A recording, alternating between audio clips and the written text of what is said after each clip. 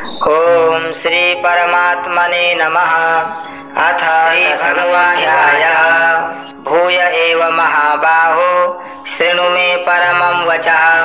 यत्तेऽहं प्रीयमाणाय वक्ष्यामि हितकाम्यया। न मे विदुः सुरगणाः प्रभवं न महर्षयः। अहमादिर्हि देवानां महर्षीणां च सर्वशः। यो मामजमनादिं च वेत्ति लोकमहेश्वरम्। असम्मूढः समर्थेषु सर्वपापैः प्रमुच्यते। बुद्धिर्ज्ञानमसम्मोहः क्षमा सत्यं दमः शमः। सुखं दुःखं भवो भावो भयं चाभयमेव च। अहिंसा समता तुष्टिस्तपोदानं यशो यशः। भवन्ति भावा भूतानां मत्त एव पृथग्विधाः। महर्षयः सप्त पूर्वे चत्वारो मनवस्तथा। मद्भावा मानसा जाता येषां लोक इमाः प्रजाः। एतां विभूतिं योगं च मम यो वेत्ति तत्त्वतः। सोऽविकम्पेन योगेन युज्यते नात्र संशयः। अहं सर्वस्य प्रभवो मत्तः सर्वं प्रवर्तते इति मत्वा भजन्ते मां बुधा भावसमन्विताः। मच्चित्ता मद्गतप्राणा बोधयन्तः परस्परं कथयन्तश्च मां नित्यं तुष्यन्ति च रमन्ति च। तेषां सततयुक्तानां भजतां प्रीतिपूर्वकं ददामि बुद्धियोगं तं येन मामुपयान्ति ते। तेषामेवानुकम्पार्थ महमज्ञानजं तमः नाशयाम्यात्मभावस्थो ज्ञानदीपेन भास्वता। अर्जुन उवाच परं ब्रह्म परं धाम पवित्रं परमं भवान्। पुरुषं शाश्वतं दिव्यमादिदेवमजं विभुम्। आहुस्त्वां ऋषयः सर्वे देवर्षिर्नारदस्तथा। असितो देवलो व्यासः स्वयं चैव ब्रवीषि मे। सर्वमेतदृतं मन्ये यन्मां वदसि केशव। न हि ते भगवन् व्यक्तिं विदुर्देवा न दानवाः।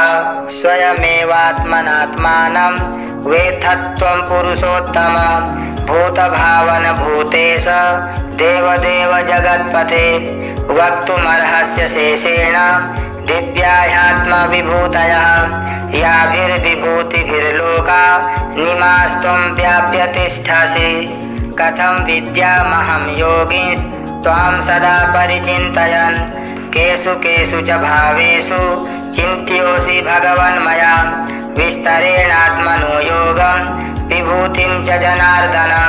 भूयः कथय तृप्तिर्हि शृण्वतो नास्ति मे मृतम्। श्रीभगवानुवाच हन्त ते कथयिष्यामि दिव्याह्यात्मविभूतयः। प्राधान्यतः कुरु श्रेष्ठ नास्त्यन्तो विस्तरस्य मे। अहमात्मा गुडाकेश सर्वभूताशयस्थितः। अहमादिश्च मध्यं च भूतानामन्त एव च। आदित्यानामहं विष्णुर्ज्योतिषां रविरंशुमान्। मरीचिर्मरुतामस्मि नक्षत्राणामहं शशि। वेदानां सामवेदोऽस्मि देवानामस्मि वासवः। इन्द्रियाणां मनश्चास्मि भूतानामस्मि चेतना। रुद्राणां शङ्करश्चास्मि वित्तेषो यक्षरक्षसां। वसूनां पावकश्चास्मि मेरुः शिखरिणामहं। पुरोधसां च मुख्यं मां विद्धि पार्थ बृहस्पतिं। सेनानीनामहं स्कन्दः सरसामस्मि सागरः। महर्षीणां भृगुरहं गिरामस्मेकमक्षरम्। यज्ञानां जपयज्ञोऽस्मि स्थावराणां हिमालयः। अश्वत्थः सर्ववृक्षाणां देवर्षीणां च नारदः। गन्धर्वाणां चित्ररथः सिद्धानां कपिलो मुनिः। उच्चैः श्रवसमस्वानां विद्धि माममृतोद्भवम्। ऐरावतं गजेन्द्राणां नराणां च नराधिपम्। आयुधानामहं वज्रं धेनूनामस्मि कामधुक्। प्रजनश्चास्मि कन्दर्पः सर्पाणामस्मि वासुकिः। अनन्तश्चास्मि नागानां वरुणो यादसामहं पितॄणां मर्यमा चास्मि यमः संयमतामहं प्रह्लादश्चास्मि दैत्यानां कालः कलयतामहं मृगाणां च मृगेन्द्रोऽहं वैनतेयश्च पक्षिणां पवनः पवतामस्मि रामः शस्त्रभृतामहं झषाणां मकरश्चास्मि स्रोतसामस्मि जाह्नवी सर्गाणामादिरन्तश्च मध्यं चैवाहमर्जुन अध्यात्मविद्याविद्यानां वादः प्रवदतामहम् अक्षराणामकारोऽस्मि द्वन्द्वः सामासिकस्य च अहमेवाक्षयः कालो धाताहं विश्वतो मुखः मृत्युः सर्वहरश्चाहमुद्भवश्च भविष्यतां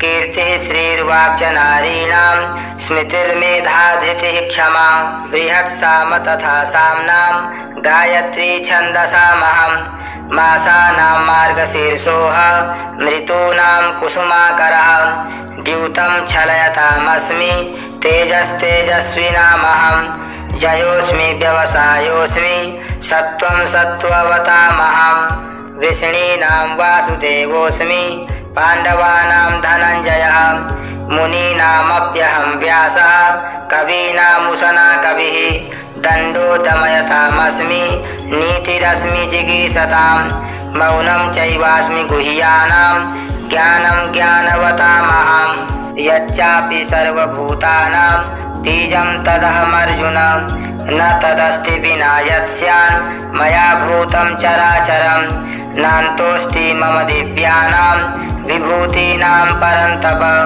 एष तु देशतः प्रोक्तो विभूतेर्विस्तरो मया यद् यद् विभूतिमत्सत्त्वं श्रीमदूर्जितमेव वा तत्तदेवावगच्छत्वं मम तेजोंससम्भवम् अथवा बहुनैतेन किं ज्ञातेन तवार्जुन विष्टभ्याहमिदं कृत्स्न मेकांशेन स्थितो जगत् ॐ तत्सदिति श्रीमद्भगवद्गीतासूपनिषत्सु ब्रह्मविद्यायां योगशास्त्रे श्रीकृष्णार्जुनसंवादे विभूतियोगो नाम 10मोऽध्यायः।